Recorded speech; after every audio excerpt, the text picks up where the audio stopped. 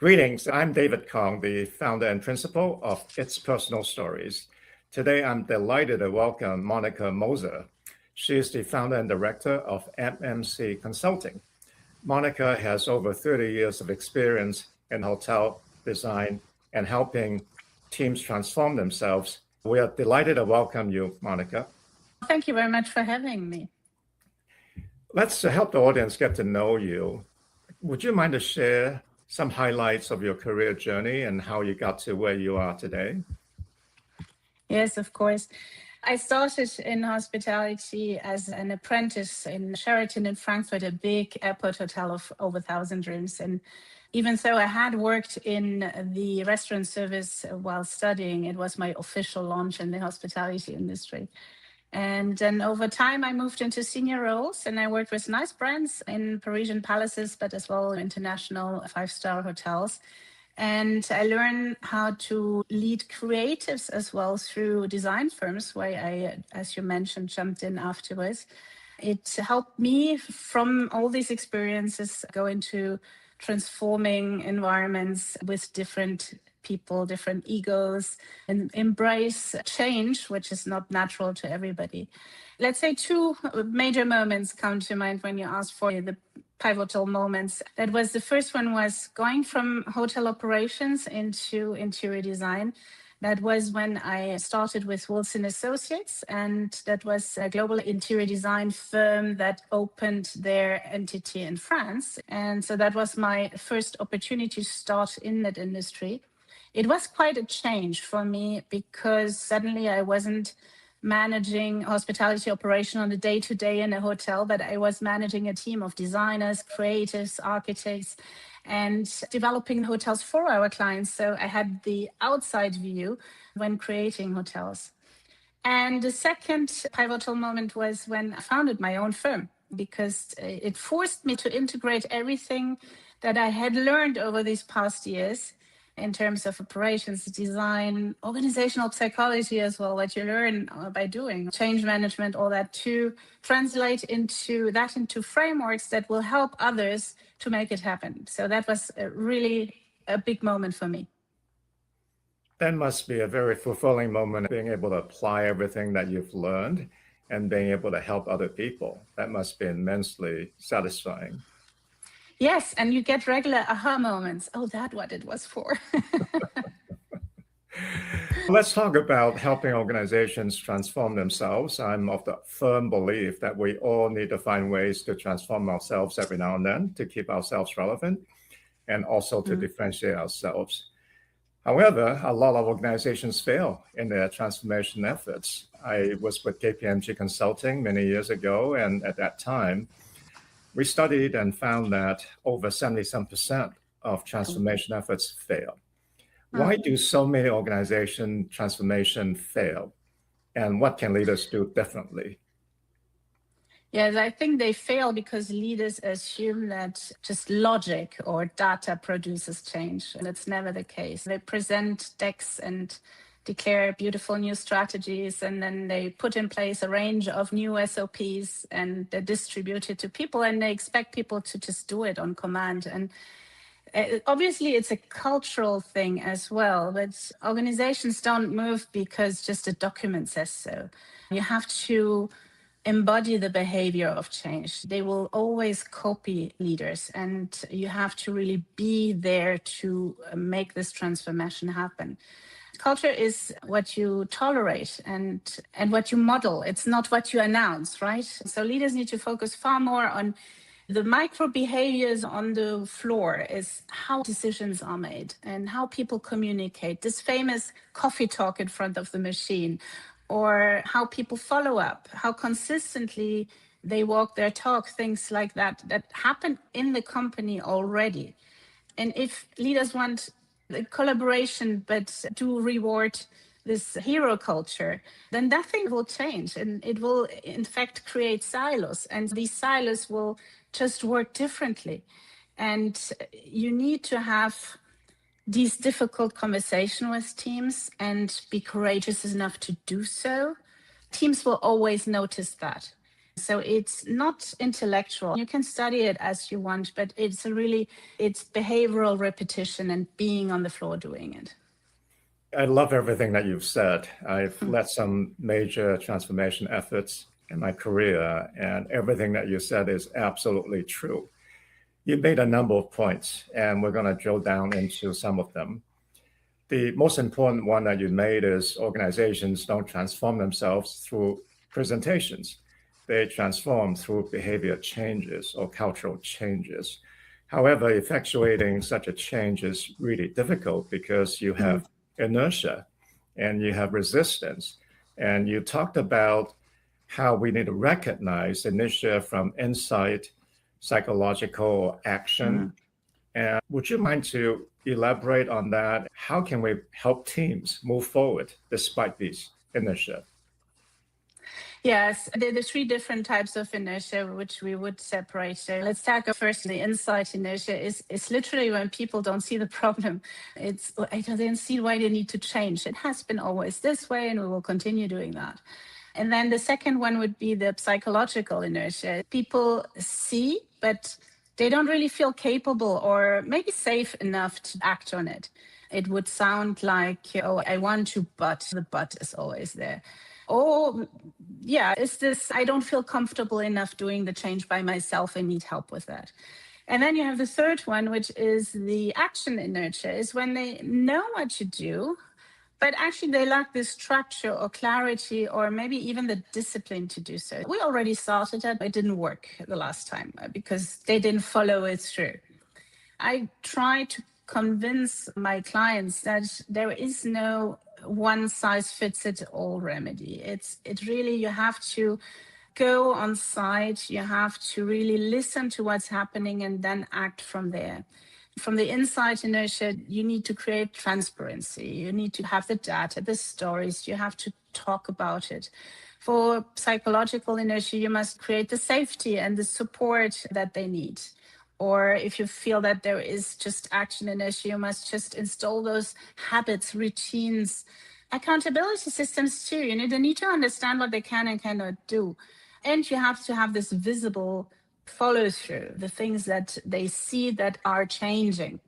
And change only moves when all three dimensions advance together. It has to be all together, but you need to know where to act upon. Thank you for sharing that insight. And I'm so glad you identified the three types of inertia. The truth of the matter is the status quo is very comfortable because it's a box that we know, and it's very reassuring. To ask people to jump out of that box, it's going into the unknown. It's very uncomfortable, and some people are scared of it. So can you talk to how can we help people gain courage to navigate the uncertainty and challenge their old ways of working? I think it's all about trust. It's a major component of everything for me. It's clarity about, obviously, where are we going, the direction, the expectations of everybody. And sometimes I feel that we are treating our team like incapable children they don't understand, but they're usually very much smarter than we think. Then you have to have this consistency of showing up the way every day, the same way you show up on Monday and on Thursday. You have to have the courage as well to address the difficult things early. Don't be afraid of telling them what you don't know or what is going wrong and what you will not be able to do. They understand that. But this will take away tensions from the very start, and they will trust you for this transparency too.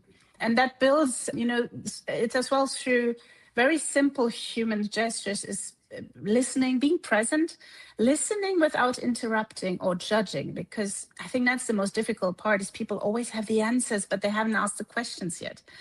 It's acknowledging that people are afraid, change is scary, and then doing what you said you would do, following it through. I think when people trust you as a leader to reduce the ambiguity around the change, it is helpful and people will follow you through. I totally agree with you. I think if people don't trust a leader, it's impossible to move forward. And you alluded to the patience to listen, although that might be very unpleasant response coming back to you. All the naysayers saying why this could not be done. You have to have the patience and you have to engage and indulge. And aside from the active listening and doing what you say you would do, what other leadership behavior would build this trust and alignment? To repeat, maybe courage appears to be when leaders separate discomfort from danger somehow. Many leaders hesitate. It's not because the task is risky, but because the conversation feels uncomfortable for them. A lot of these disciplinary actions are not done because people feel uncomfortable doing them. And once leaders realize that discomfort is really a sign of growth and it's not a threat, I think they can move forward with far more confidence. It's very important as well to accept that leadership is not about being right all the time. It's about being responsible, taking action. And when you accept the fact that it won't look perfect all the time, then they start leading with authenticity, and that authenticity invites others to go along with because they believe in you. That's outstanding. I have learned from a long time ago through reading articles on this subject that you have to move fast and you have to have small wins, and that builds credibility and trust. So True. I'm glad that you mentioned that. Now let's move away from this transformation topic and talk about some of the other work that you've done. You've done a survey on what young professionals want at work. What are some of the findings that have surprised you, and how should leaders rethink their engagement and support? Yes, I did that survey some time ago because I was a bit fed up with people always having an opinion on the generation. And I said, you really need to ask them first before making an opinion. And it was interesting because I have the feeling that these young professionals are not that fragile or maybe even lazy, as many assume. They are just unwilling to tolerate environments or companies that ignore who they are. They want clarity, they want feedback, they want progression, they want to know that they can move forward. And they want to have leaders who actually believe in them and invest in them, which is not really complicated or strange. And with all the knowledge they have nowadays and where they get information from, they really get through all the marketing gimmicks. So you just tell them you are corporate social environment. They don't care about the billiard or pool in the room. Just give them real development. That is far more important. And they wanted autonomy much earlier than what we believe they need.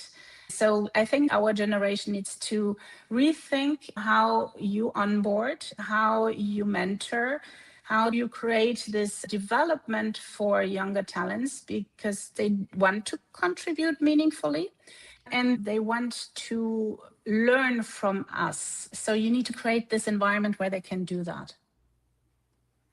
Some people say young professionals want instant gratification. They have an entitlement mentality. They want the promotion yesterday. And the reality is there are only so many positions that they can be promoted to, and it's already filled. So Yeah. how can you satisfy these young professionals who want to move up the ladder faster than we had experienced? First of all, we need to ask them because sometimes we assume that people want to climb the ladders, but it's just sometimes understanding what they want to learn and help them learning that it is often transversal. It's not necessarily going up all the time. I have a daughter in that age, so I see that they are so interested in so many things and they want to learn all that. So give them the space to learn all that. And they want to go fast, true, but they don't want to go fast just by the sake of having a higher position or a better title. They want to go fast because they think learning all that, accumulating all that will bring them somewhere. I agree with you totally. And I'm so glad that you shared that insight. Having that conversation is really important, and giving them development opportunities where they can perhaps cross-train and branch into other areas to broaden their horizon. I think those are very satisfying and fulfilling things that we can do for them. Thanks for sharing that insight. By the way, I love your LinkedIn blogs. And one of the articles that you wrote was how leaders could become more comfortable in hiring disruptors and embracing dissenting opinions. Why is it important, and how can we be better at that? Innovation is something that is never really embraced in companies. When you hire people who only think like you just reinforce your own blind spots. So it doesn't change anything. It doesn't innovate. What I always believe is that, okay, yes, disrupt, bring friction, but it's a kind of constructive friction. And for me, that is the birthplace of progress. That's where things change. They will challenge those assumptions. They will open new perspectives, new angles. And they do, in their way, prevent this organizational stagnation that I'm fighting with my change company. And by hiring these disruptors, you create a culture. It is important as well and safe enough to value the difference and where you can speak up. Leaders need to understand they don't need to agree with them. They just need to listen to them, because good ideas come from disruptors. That's right. I totally agree. Sometimes it's not agreeing 100%, but welcoming that opinion gives others the ability to speak up. You are basically welcoming all ideas that would drive innovation. I appreciate your sharing that. Now, you've been in business for 30 years now. What is the most important leadership lesson that you've learned? The human aspect, I would say. Leadership is fundamentally relational. I always say numbers bore me. Obviously, I read my KPIs and my financial data, and I think all the processes matter, the strategy matter, and all those financial aspects matter, of course. But nothing moves if people are not engaged with you. So the most important tool over the years was my leitmotif is presence with people. They feel that you are with them and not only performing this leadership, that they follow you through. And that means connection, honesty, sharing something about yourself too. And this to speak the truth, even if you don't know, it's so important, I think. That's wonderful insight. And that's exactly in line with what I've heard from many executive search professionals. I've asked them what's the most important leadership trait that they assess for, and they almost universally say emotional quotient, EQ, which is exactly what you just said. Thank you for sharing that. Now, if you had the ability to start all over again, what's the advice that you would give to your younger self? That's something I learned recently, actually. I was trying all the time to fit into those boxes, the corporate boxes, the company boxes, the title boxes. And I just recently realized that I built my own box where I belong, where I feel good enough. So I would tell my younger self just to trust their own instinct. You will find the place where you fit at one point. It might take some time, but you will get there. Thanks for sharing that. Let's switch gears. I read an article some time ago on the Harvard Business Review about the imposter syndrome, where even highly accomplished people, despite all their accomplishments, and they struggle with imposter syndrome, negative self-talk that they're actually a fraud and not good enough. What do you think about imposter syndrome? Do you struggle with it? And how do you overcome that? Oh, everybody struggles with that, and nobody can say they don't. I've experienced this imposter syndrome in almost every single major step of my career. It's quite normal to have it. What helped me was to understand that it doesn't really appear when you're unqualified. It actually appears when you're expanding, growing. And it's a sign that you are in the next step already. We always believe that it means that you need more confidence, but it means that you need more clarity about what you want, your strengths, your own values, and maybe as well the impact that your career already has had in your environment. And that friends helped me through that these past years. They tell me to document my wins. That actually told me how good I am in many things, which is strange because you never write down what we are good at. It's important that you seek feedback from your friends. They are honest. They are not flattering. And you need to accept that there is always some discomfort around that. But that's not the fact that you are incompetent. It's the fact that you are ambitious. That's all. I'm glad that you shared that insight, because we sometimes worry that we have this imposter syndrome, but you assured us that it's quite normal to have that. It's only human to have that. And also like that it's not a matter of confidence, it's a matter of character. I like that very much. And I also like that you surround yourself with people that you can trust to give you good advice. Thank you.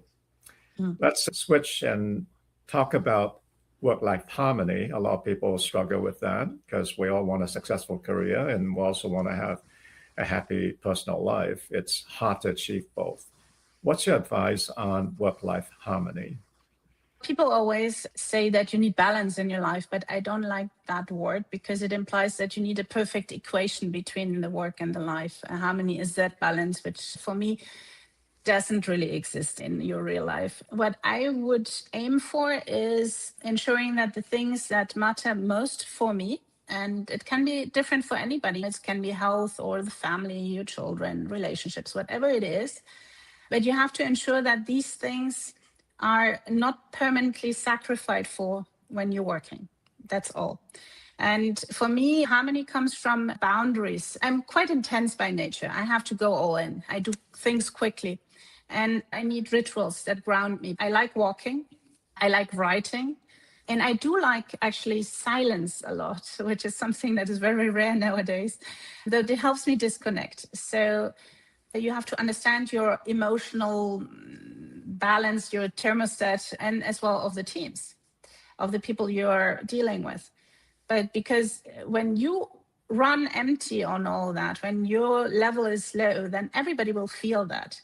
And it makes you a better leader because you are in this balance that you created yourself. And it's different for everybody. Such wonderful insight. I like that you mentioned that it's really not a balance because it's not 50-50. Sometimes you have to have trade-offs. And I like that you mentioned exercising, whether it's cycling or something else. But the best thing that you said that I really like is silence. Give yourself some personal time where you can sit and reflect and meditate. I found that to be tremendously helpful. When I was working full time and it was very stressful, I find that the 5-10 minutes I give myself when I'm totally alone and quiet, that's the best for my personal well-being. You mentioned, and others have as well, you need to take the time to refill your lantern so you can shine brighter for other people. If you don't take care of yourself, you can't really care for anybody else. So thank you. Appreciate sharing that insight. Now, I believe that highly effective people have good habits. What are some of the habits that you think effective leaders have? You have to have the discipline of following through things. And it's not, for me, grand gestures, but reliable actions, consistency. People trust in what they see repeatedly. It's not saying it once, but following it through. That's, for me, one important thing. And then as well, being able to have this, talking about silence, this reflective pause, stepping back. Every couple of hours, is that really something I want to go through? Or just stop sometimes, not reflect on it. I think that you will get better through awareness of what you're doing and not on the typical autopilot we are sometimes in. And I'd say the third would be to have to stop the fires, maybe you can say like that, immediately. Have the habit of having those difficult conversations right away. It's if delaying it creates often that it becomes a bigger problem. Just cut through it right away. But that needs courage. Thanks for sharing that. I love the three things that you talked about. I see we are getting tight on time, so let me ask you one last question. Our show is about self-empowerment. What's your final advice on self-empowerment? I think that you need to have a group of people around you that help you empower yourself. Sometimes you need to understand where you stand, where you are, who you are, and sometimes people around you are just best judges for that, and it helps you move forward. I like that very much, and it's very much in line with what other people have said, the personal board of directors who can help you through things, give advice, give you a shoulder to cry on, and just help you through things. Such wonderful advice. Thank you very much for sharing that. You're Monika, very it's welcome. been absolutely delightful, and I appreciate taking the time to be on our show. And for the audience, if you enjoy this conversation, I hope you will join us on itspersonalstories.com. You will find almost 300 interviews with very accomplished leaders in our industry. Thank you for joining us.